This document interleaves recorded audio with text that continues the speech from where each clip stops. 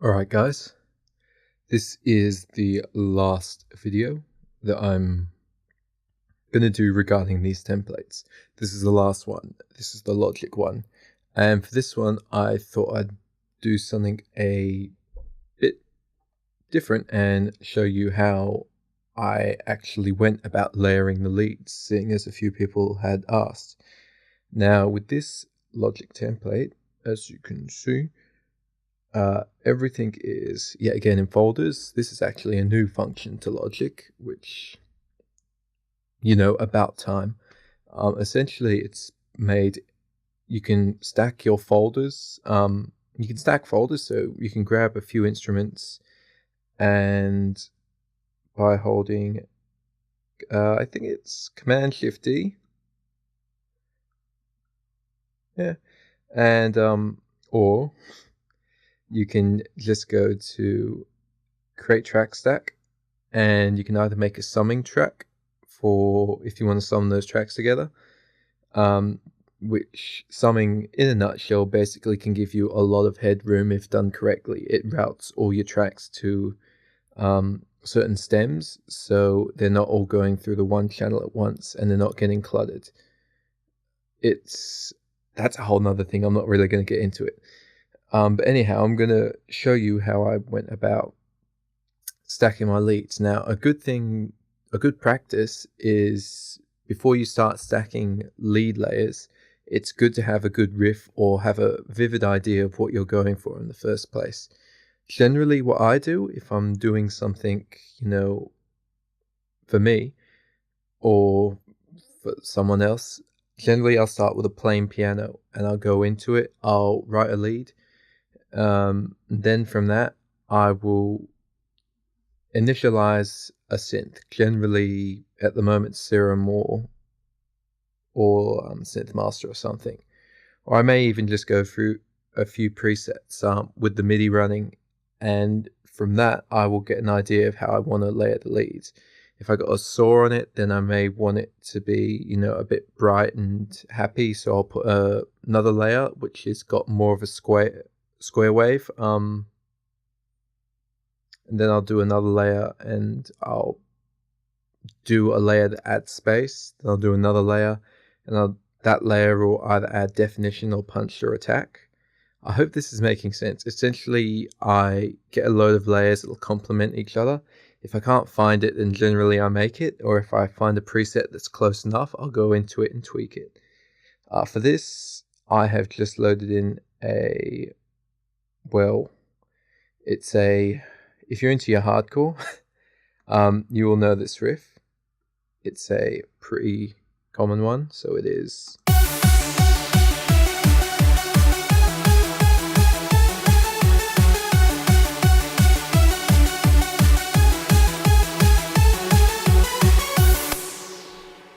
And yeah, you know what that is. And I'm just going to do a bass for it, as a matter of fact, seeing as I can right now. Essentially, when you do basses, if you've got like a running lead like this, you generally want to use the bottom parts of your lead if it's like this. I'm not really sure what they're called. I call it a call and response sort of lead, because you got the two octaves like calling and responding to each other. Hey, that's just what I call it. Maybe it's got a proper name. I don't know. Trance leads, let's just call them. Alright, so there's our bass. Let's move these guys here. Just bear with me for 1 second.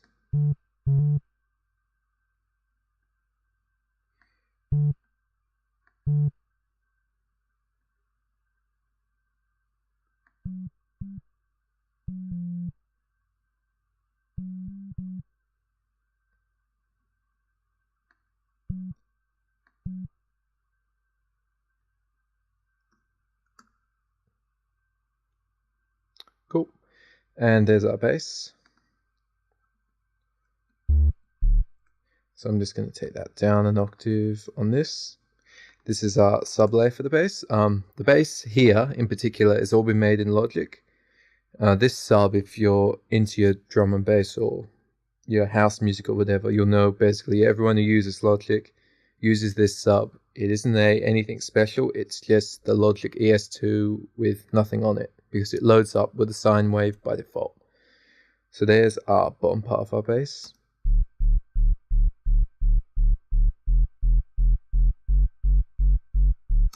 So if you've got good speakers, you should be able to pick that up. And here's our buzz. This has been made with ES2. That's what it looks like. It's a pretty old synth, but it works brilliant. I mean, all the Logic instruments work amazing. So this one's doing a sort of hiss or a buzz.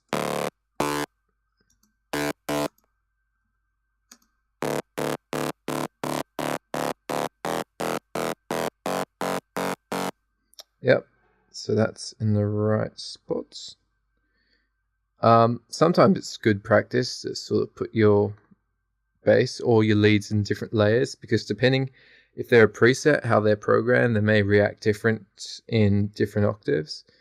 And it's also good if it also depends like how you've compressed your sounds as well, because sometimes if you over compress something, your keys may sound a bit off, or maybe if you EQ certain things, it'll sound a bit off or out of key, and that's purely because you've messed around with the frequency, and often you change the key of it if you do it too much or too extreme.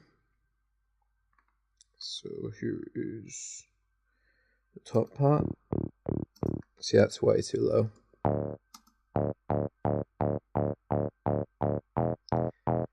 And this mid attack, this is made with ESM. There it is there.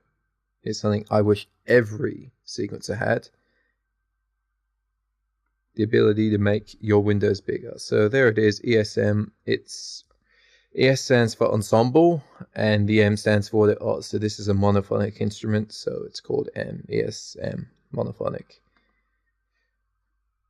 So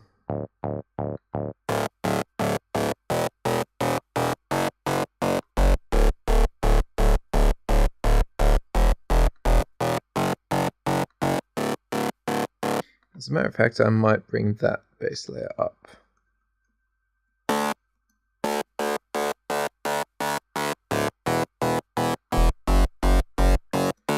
Yeah, that might be it.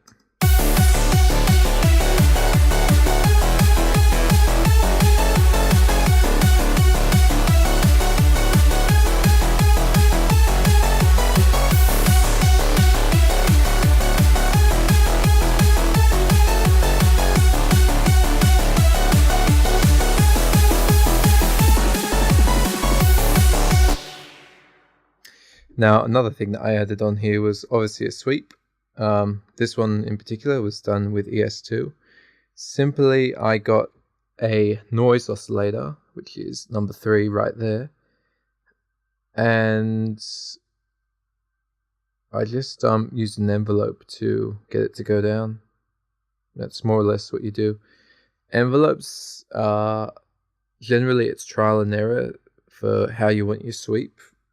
You set your sustain and decay and release, and you can use a filter envelope to trigger how it goes. This one here was just done on ESP. As you can see, I got the attack, so it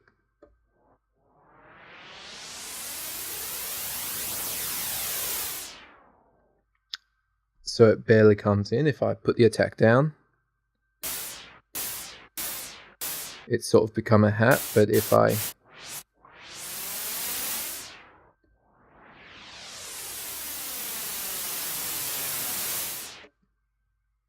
So yeah, sweeps and effects, they should be as simple as that. If you want a bit more or you want to sound wider, put a reverb on it, put a stereo enhancement tool on it, and that will generally take care of that. And yeah, this is the Logic template. The layers, as before, they were all made with Synthmaster. And the drum mix, it is standard as. And yeah, that's it. In my next video, I will be going through how you can structure a hardcore song. Not how you should, how you can. Because At the end of the day, you can do it any way you want. This is just my personal tips and guidelines that I'm giving you guys. So yeah, enjoy this template. Uploads up. FYI, this will only work with Logic X. I know I said I'd try and make it compatible with 9, but personally I think X is way better. It's dead cheap. You can get it on the App Store for $200. That's the cheapest sequencer around, and it just does so much. Like, it's ridiculously good. But you need an Apple computer and the App Store running on your computer to get this to work. But so far, so good. It's perfect. Those who know me know I love Logic. I love it a lot. And this version, now that a lot of the little bugs have been sorted, it's just brilliant. So yeah, Logic 10, easy download. Any questions, let me know. And yeah, I'll get back to you guys. All right, take care.